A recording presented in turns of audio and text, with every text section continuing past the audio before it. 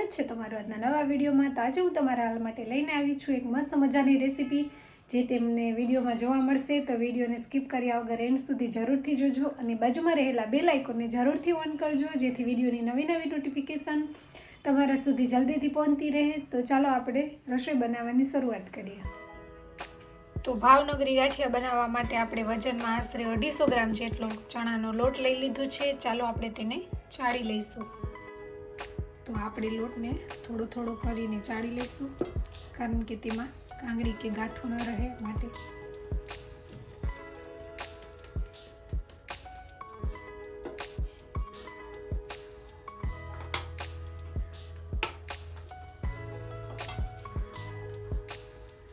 તો બધો જ લોટ આપણે ચાળી લઈએ। તો હવે આપણે ગાંઠિયાનું મોણ બનાવવા માટે તેલ અને પાણીનું મિશ્રણ લઈશું। માટે આપણે મેઝરમેન્ટ પ્રમાણે જેટલું તેલ લઈએ તેટલું જ પાણી લેવાનું છે।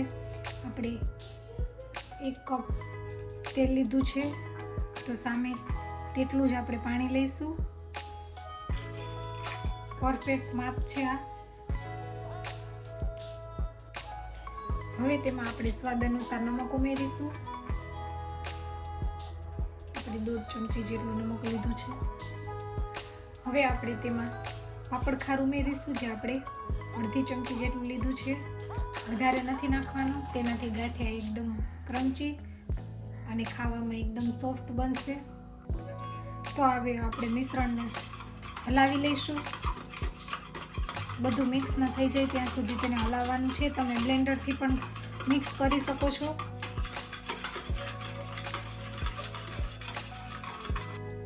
તો તમે જોઈ શકો છો આપણું તેલ અને પાણી બધું મિક્સ થઈ ગયું છે। ચાલો હવે લોટ બાંધીએ। તો આપણે 1 નાની ચમચી જેટલો અજમો લીધો છે, તેને આપણે હાથેથી મસળી અને નાખીશું। બધું સારી રીતે મિક્સ કરી લઈએ। ત્યારબાદ આપણે થોડું પાણી અને તેલનું મિશ્રણ એડ કરી અને લોટ બાંધી લઈશું।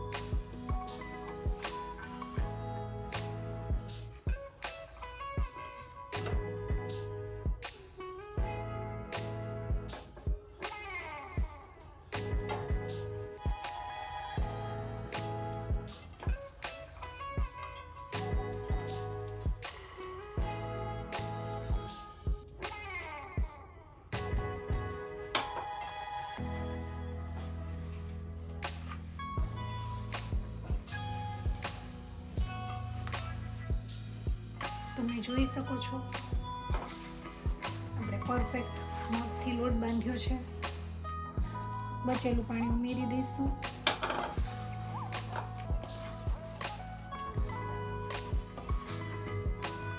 હવે લોટને ભેગો કરી લઈશું। તો આપણે લોટને ભેગો કરી લીધો છે। હવે આપણે 2 ભાગમાં લોટને ડિવાઈડ કરી નાખીશું। હવે બાઉલમાં ચોખ્ખું પાણી લઈ પાણીવાળો હાથ કરી અને લોટને આપણે સારી રીતે મસળવાનો છે। પાણીવાળો હાથ કરતું જવાનું છે અને લોટને મસળતું જવાનું છે।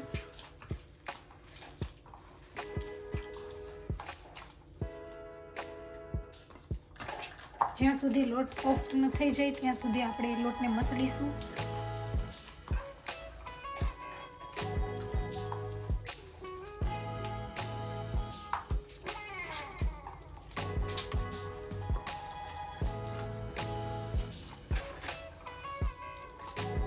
આવી રીતે લોટને આપણે 3 થી 4 મિનિટ માટે મસળીશું। તો ફેમિલી, તમે જોઈ શકો છો બંને લોટનો કલર કેટલો ચેન્જ થઈ ગયો છે। તો હવે આપણે લોટને ભેગો કરી લઈશું। આપણે હાથમાં થોડું તેલ લગાવી અને લોટને ભેગો કરી લઈશું।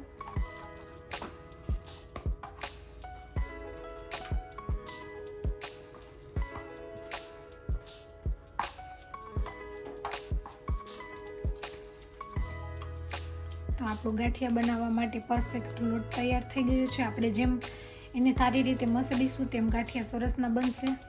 તો લોટ તૈયાર છે। ચાલો આપણે તેલ મૂકી દઈએ ગરમ। તો આપણે આજે 2 રીતે ગાંઠિયા બનાવીશું। એક તમે જોઈ શકો છો ચાયણીમાં પણ બનાવી શકો છો, જે કાણાની મદદથી ગોળ ગાંઠિયા બનશે, અને આપણે મશીનમાં ભરીને પણ ગાંઠિયા બનાવીશું।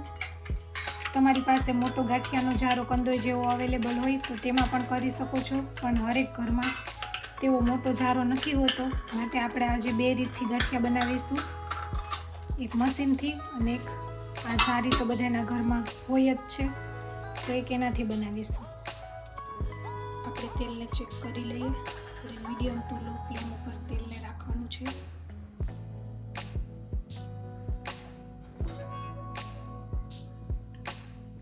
તો તમે જોઈ શકો છો લોટ થોડો થોડો રહીને ઉપર આવી ગયો છે. તો આપણે ગાંઠિયા માટે બનાવવા માટે તળવા માટેનું તેલ તૈયાર છે. તો ચાલો આપણે ગાંઠિયા પાડીએ. પહેલાં આપણે ચાયણીને તેલથી ગ્રીસ કરી લઈશું.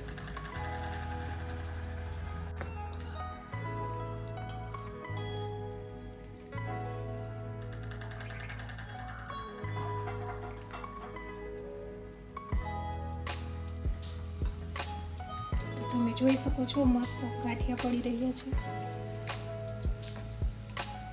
આપણે આવી રીતે બધા ગાંઠિયા પાડી લઈએ. આપણે ગાંઠિયાને હલાવી લઈશું જેથી તે છૂટા પડી જાય, ચોટી ન જાય.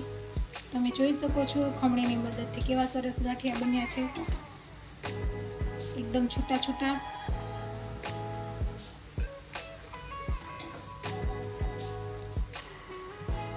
આપણે તેને મીડિયમ ટુ લો ફ્લેમ ઉપર તળાવવા દઈશું.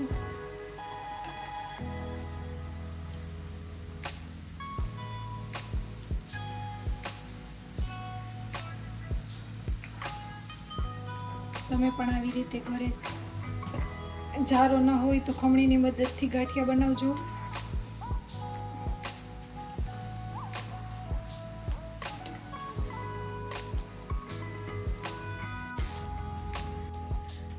તો સરસના ગાંઠિયા તૈયાર થઈ ગયા છે. ચાલો તેને કાઢી લઈએ. તમે જોઈ શકો છો ને એકદમ ફરસાણની દુકાન જેવી.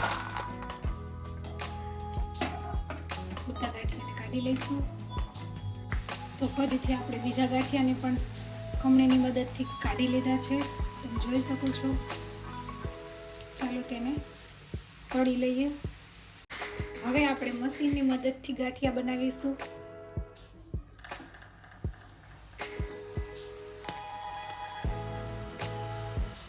તમારી પાસે જે વસ્તુ અવેલેબલ હોય તેનાથી તમે ગાંઠિયા બનાવી શકો છો.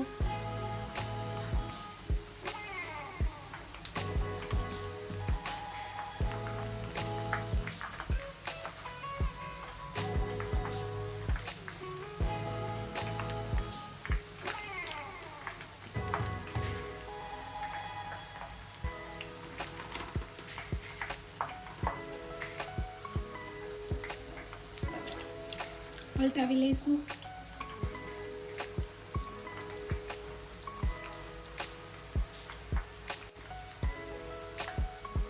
તમે જોઈ શકો છો જારાની મદદથી પણ મસ્ત ગાંઠિયા બન્યા છે. તો ફેમિલી તમે જોઈ શકો છો મસ્ત ગાંઠિયા તૈયાર થઈ ગયા છે. ચાલો આપણે તેને કાઢી લઈશું.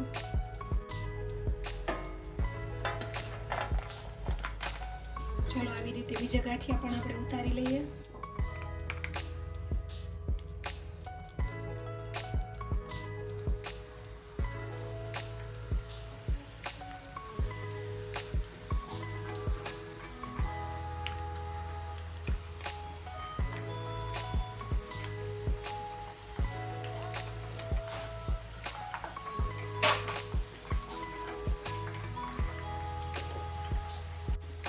ગાંઠિયાને પલટાવી લઈશું.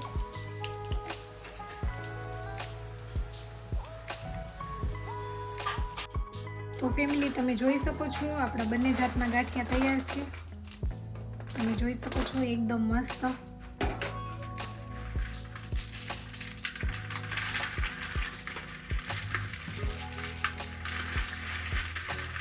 એકદમ ક્રિસ્પી અને ક્રન્ચી ગાંઠિયા તૈયાર છે. તમે જોઈ શકો છો.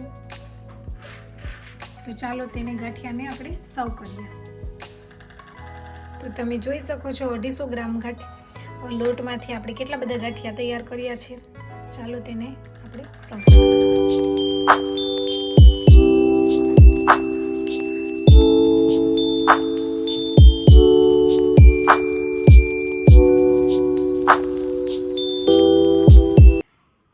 આજની રેસીપી તમને કેવી લાગી? લાગી તે કોમેન્ટ કરીને જણાવજો અને જો મારી ચેનલમાં નવા હોય તો ચેનલને લાઈક શેર અને સબસ્ક્રાઈબ કરજો. મળશું આવી નવી રેસીપી સાથે. આવજો. જય સોમનાથ. Bye bye.